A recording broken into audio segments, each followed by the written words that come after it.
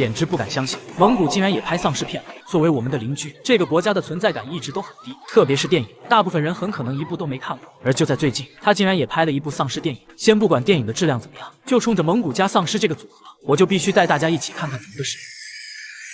一辆大巴车缓缓行驶在公路上，车上关押着一群青年罪犯，他们正被送往一处野外的集中营，准备进行长达1年的劳改计划。罪犯们天真的以为只不过是换一个地方睡觉而已，殊不知等待他们的将是一场噩梦。刚到营地的第一天，为了让罪犯们乖乖听话，教官便在主管的监督下狠狠地教训了其中一个刺头。晚上吃饭时，大家明明在食堂里吃得好好的，可教官却偏要把他们带到外面，将食物放在地上，让他们像狗一样进食。短发女只是表达了一下心中的不满，就被女教官狠狠抽了一顿，还在她的衣服上用油漆做了一个标记，这是一个警告，一旦超过2次就会延长1个月的劳改时间。听到这里，一名胆小的罪犯赶紧乖乖照做，其他人也只能选择服软。而相比之下，之前的监狱简直就是天堂，在集中营没有任何人权可言。果然过了不到几天，有人就扛不住选择了逃走。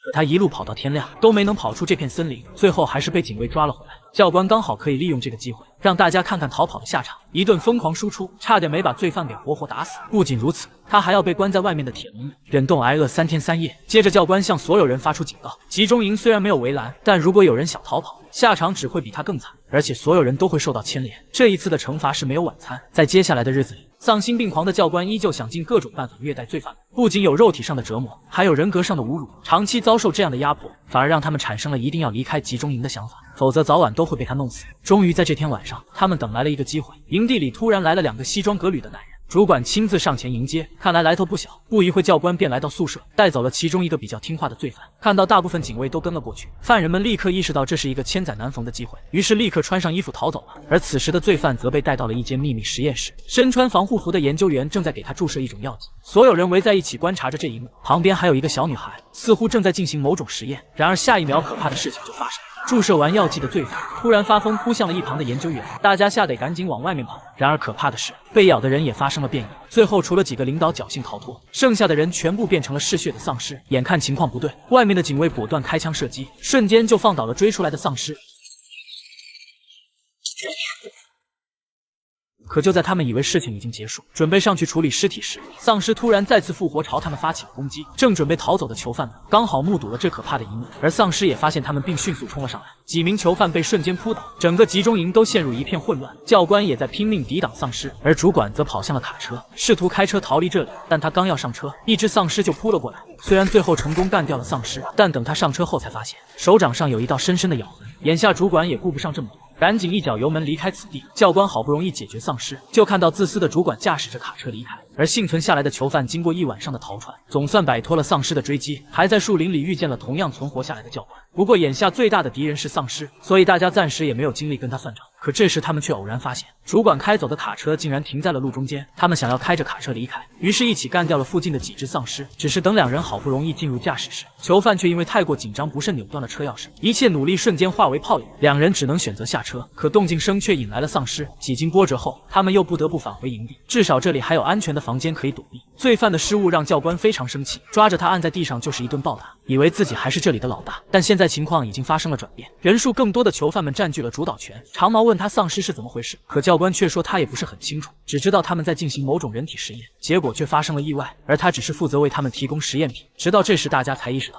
他们来到集中营的真正目的是当小白鼠。大壮气得立刻用绳子将教官绑起来，几人准备轮流对其进行看守。等到了明天，他们就去武器库拿着武器杀出营地。众人在一辆废弃公交车上休息了一晚，没想到隔天一早，还有2个命大的囚犯在树林中狂奔，2只丧尸在身后紧追不舍。他们最终也逃回了营地，被长毛通过窗户救了进来。但继续待在这里也不是办法，于是大壮决定马上开始行动。只是现在他们遇到了一个难题，那就是没有交通工具，即使他们有了武器，徒步也很难逃出这里。不过教官却带来一个好消息，附近还有一辆能用的卡车，并且类似的营地还有几个，其中一个就离他们这里不远。可谁知就在这时，刚刚逃进来的男人突然口吐污血，这是感染病毒的前兆。男人表示自己并没有被咬，结果下一秒短发女就从他的脖子上发现了一道抓痕，看来即使被丧尸抓伤也会被感染。一向做事果断的大壮准备立刻排除安全隐患，不料长毛却将他当场拦住，不允许大壮对同伴动手。就在两人纠缠之际，男人突然夺走教官脖子上的口哨，头也不回地跑出了公交车门口的丧尸被他引过去，众人见状也跟了出去，准备立刻赶去卡车那，而教官却解开身上的绳子，再次来到了实验室。没想到女教官和那个小女孩还活着，原来小女孩的身上有病毒抗体，是研制疫苗的关键所在。话音刚落，教官就直接敲晕了女教官，带着小女孩离开了实验室。另一边被抓伤的男人吹着口哨一路跑进了树林，他知道自己即将变成怪物，于是选择将丧尸吸引过来，牺牲自己给大家争取逃走的机会。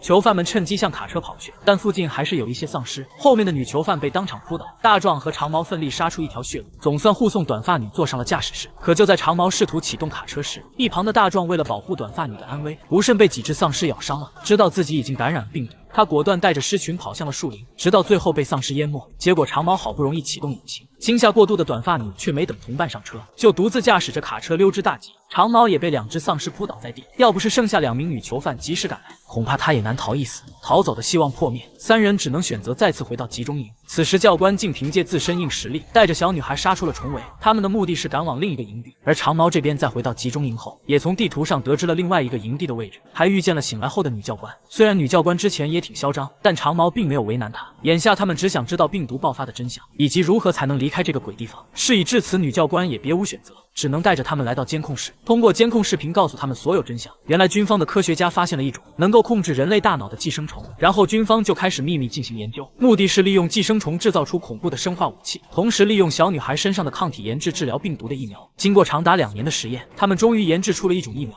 随即便利用犯人开始活体实验。结果被注射病毒的犯人却发生了变异，不知道什么原因，疫苗不但没有起到作用，反而强化了病毒的传染性，这才造成了现在这种局面。但即便如此，女教官仍然坚信只有小女孩体内的抗体才能阻止这场灾难，而现在却被那个教官给抢走了。原来教官一开始就知道实验的事，而且是其中的关键人物，并不是他所说的毫不知情。他们猜到对方肯定带着小女孩去了最近的营地，于是打算前去夺回小女孩，但女教官却说自己要留下来，害怕外面的丧尸再也没有了当初那副嚣张的样子。长毛没有多说什么，随即便离开了监控室。根据地图路线，三人很快便找到了附近的营地，只是让他们没想到，这里除了教官和小女孩以外，还有抛弃他们独自开车逃跑的短发女。不过双方并没有一上来就剑拔弩张，长发男只想跟教官好好谈谈，希望他能交出小女孩，而教官却表示自己不仅要带走小女孩，还要带走有几分姿色的短发女。眼看没得商量，两人正准备武力解决问题，不料这时房门突然被推开，消失的主管拿着手枪走了进来，现场的气氛顿时变得更加紧张。奈何对方手里有真理，大家都不敢轻举妄动，而主管早已饥饿难耐，立刻端起桌子上的食物，放下手里的枪就狼吞虎咽起来。教官本想拿走桌上的枪，但刚要动手就被主管识破。主管表示自己并不想惹麻烦，只是想活着离开这里，而现在唯一的办法就是大家一起合作才有一线生机。可教官却指责主管抛弃部下独自离开，对此主管则解释道，自己当时已经被丧尸咬了，迫不得已才做出选择。不过他第一时间就注射了疫苗，现在已经没事了。结果话音刚落，主管的样子就变得极不对劲，显然疫苗没有起到作用。眼看对方就要发生变异，教官果断上前夺走他手里的枪，并反手对准了试图冲上来的长毛。他示意短发女先带着小女孩上车，准备将长毛留在这里自生自灭。而短发女在上车后，却发现另外2名女囚犯也在车内，可她却不顾两人的劝阻，驾驶着汽车再次抛弃了长毛。引擎声吸引了教官的注意，长毛抓住机会发起反击，两人瞬间扭打在一起。但这一次还没开出去多久，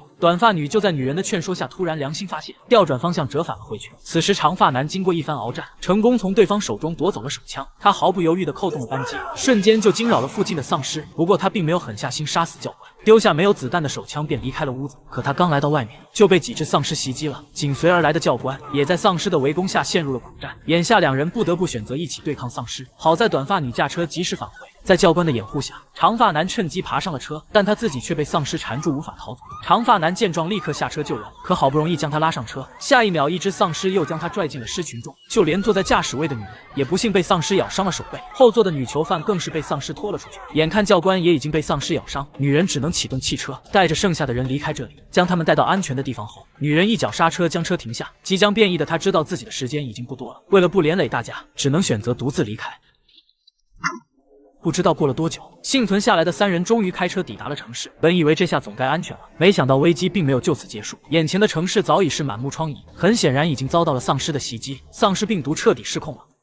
看完这部蒙古拍的丧尸电影，我只能说2个字：无敌了。剧本老套暂且不谈，故事情节可以说是毫无逻辑。主角团跑来跑去，不知道要干嘛，明明有武器库却不去拿武器，有交通工具也不知道马上逃走。另外剪辑也非常混乱，制作水平像是一群实习生凑在一起练手的，甚至都不如一些低成本的网络电影。背景音乐更是莫名其妙，有些作品烂到极致就是神作，就比如《沙卷风》，很有创意，可以把它当作喜剧来看。还有些作品烂得非常有特色，不是带点颜色，就是沾点血腥，总能找到亮点。而这部丧尸电影就是一坨，还不如多刷几遍《釜山行》。本期视频到这里就结束了，感谢粉丝宝宝们的观看，我们下期不见不散。